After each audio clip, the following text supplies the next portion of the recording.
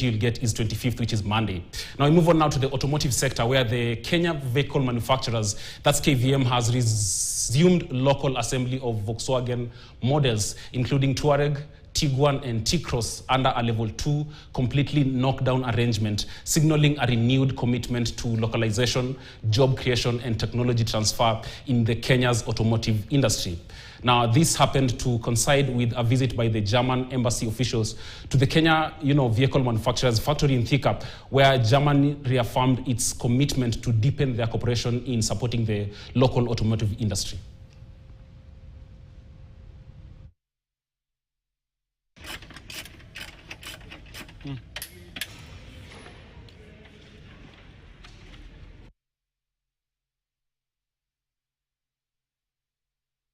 KVM is one of the oldest plants in Kenya, and there's not much that was done to KVM in terms of developing the infrastructure before the investment by Sifao Kenya.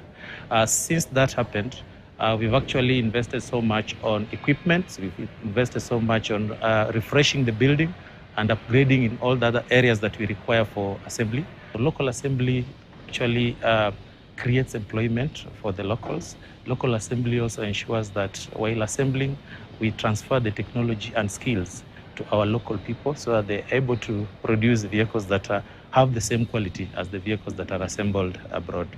By assembling locally, we are actually making the vehicles more affordable to common mwananchi, because when we assemble locally, those vehicles are exempted from duties. And when they're exempted from duty, it makes them more affordable and available also to the local consumers.